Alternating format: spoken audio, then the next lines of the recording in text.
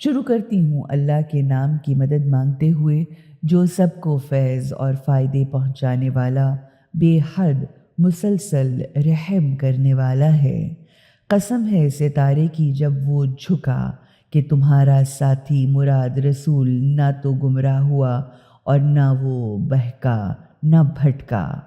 وہ تو اپنی نفسانی خواہش سے بات تک نہیں کرتا، ان کا کلام تمام تر ایک وحی ہے جو ان پر خفیہ اشارہ کے ذریعے بھیجی جاتی ہے۔ اسے زبردست قوت والے، مضبوط طاقتوں والے خدا نے بذریعہ جبرائیل تعلیم دیا ہے، جو بڑا شاندار، صاحب عقل و حکمت، صاحب قدرت، صحیح رائے والا ہے۔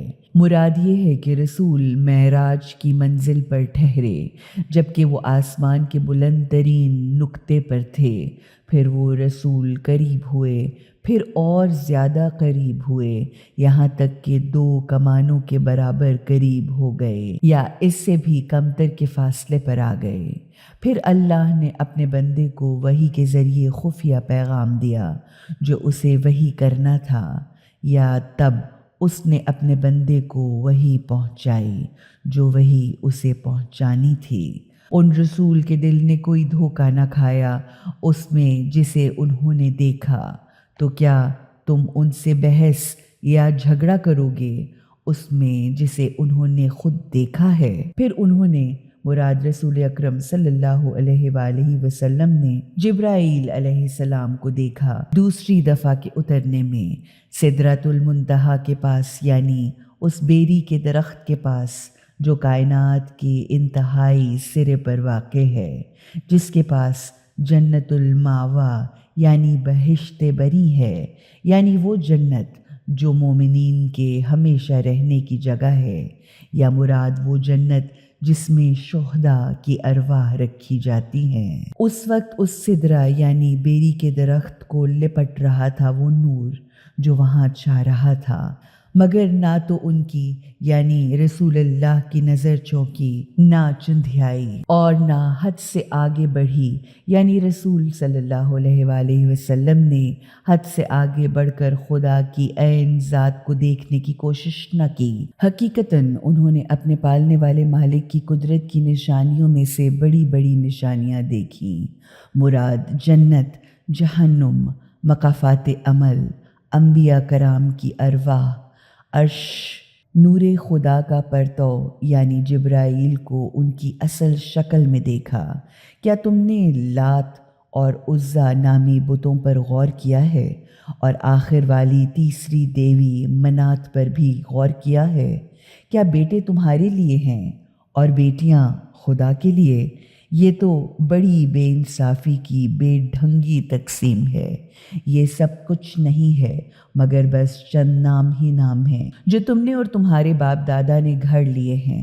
اللہ نے ان کے لیے کوئی دلیل نہیں اتاری ہے۔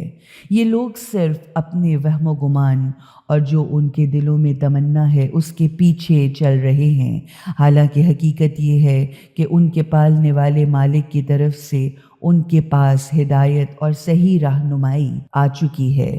بھلا انسان کو ہر وہ چیز مل جاتی ہے جس کی وہ تمنا کرتا ہے؟ نہیں، بلکہ ہر تمنا اللہ ہی کے ہاتھ میں ہے، دنیا کی بھی اور آخرت کی بھی، یعنی اللہ ہی کے قبضے میں ہے انجام بھی اور آغاز بھی، اور آسمانوں میں بہت سے فرشتے ہیں جن کی سفارش کچھ بھی فائدہ نہیں دے سکتی جب تک کہ اللہ جس کے لیے چاہے اجازت دے دے اور وہ اس کی سفارش سننے کے لیے راضی بھی ہو۔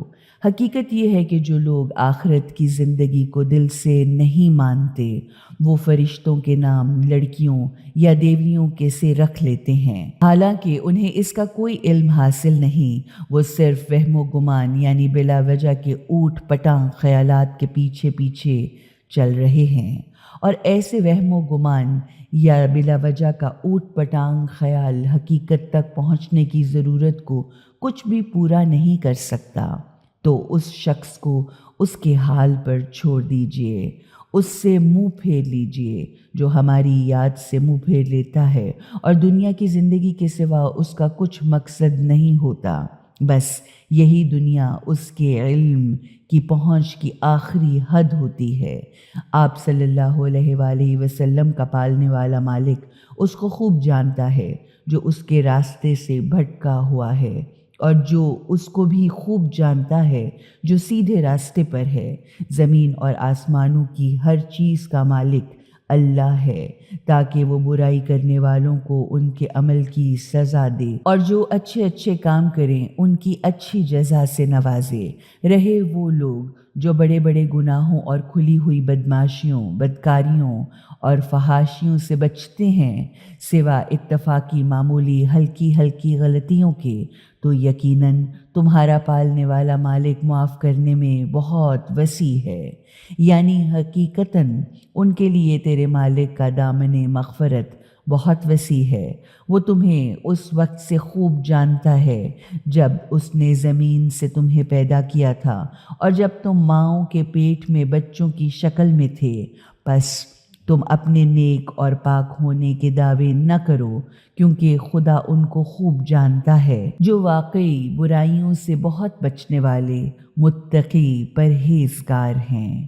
بھلا آپ صلی اللہ علیہ وآلہ وسلم نے اسے دیکھا جو خدا کے راستے سے پلٹ گیا اور تھوڑا سا اللہ کی راہ میں چل کر رک گیا؟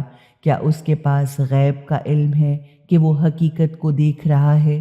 کیا اسے وہ خبر نہیں پہنچائی گئی جو موسیٰ کے صحیفوں میں ہے اور ابراہیم کے صحیفوں میں بھی، جس نے خدا سے وفاداری کی تھی؟ یہ خبر کہ کوئی بوجھ اٹھانے والا دوسروں کا بوجھ نہیں اٹھائے گا، اور یہ کہ انسان کے لیے کچھ نہیں ہے مگر اس کی وہی کوشش جو وہ کرے۔ یعنی انسان کے لیے کچھ نہیں ہے مگر وہی کچھ جس کی وہ کوشش کرے، اور یہ کہ اس کی کوشش عنقریب دیکھی جائے گی، پھر اسی کے مطابق اس کا پورا پورا بدلہ دیا جائے گا، اور یہ کہ آخر میں تمہیں اپنے پالنے والے مالک تک پہنچنا ہے، اور یہ کہ وہی ہے جس نے ہنسایا ہے اور اسی نے رلایا ہے، اور یہ کہ وہی ہے جس نے موت دی اور اسی نے زندگی دی، اور یہ کہ وہی ہے جس نے مرد عورت کے جوڑے پیدا کیے ایک قطرے سے جب وہ ٹپکایا جاتا ہے، اور یہ کہ اسی کے ذمے ہے دوسری دفعہ کا پیدا کرنا، اور یہ کہ اسی نے غنی یعنی دولت مند کیا اور اسی نے فقیر کیا ہے، اور یہ کہ وہی شعرا سب سے روشن ستارے جو سورج سے 23 گنا زیادہ روشن ہے کا بھی مالک ہے، اور یہ کہ اسی نے پہلے والے قبیلہ عاد کو ہلاک کیا اور سمود کے قبیلے کو تو ایسا مٹا کر رکھ دیا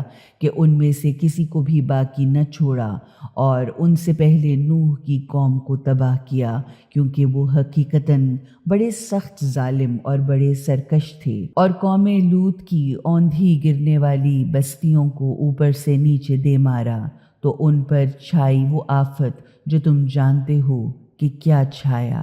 تو اپنے پالنے والے مالک کی کن کن نعمتوں اور قدرتوں پر شک کرے گا؟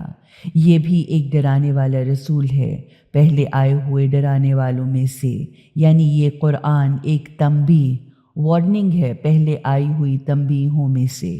وہ قریب آ جانے والی چیز یعنی قیامت قریب آ لگی ہے، یعنی موت کی آنے والی گھڑی قریب آ لگی ہے۔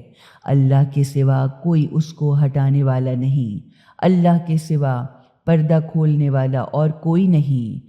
تو کیا اس بات پر تم تعجب کرتے ہو اور ہنستے ہو، روتے نہیں ہو اور گا بجا کر ان باتوں کو ٹال دیتے ہو؟ یعنی اور تم غرور و تکبر سے سر اٹھائے چلے جاتے ہو۔ سجدہ میں جھک جاؤ اللہ کے آگے اور اس کی بندگی عاجزانہ اطاعت کرتے رہو۔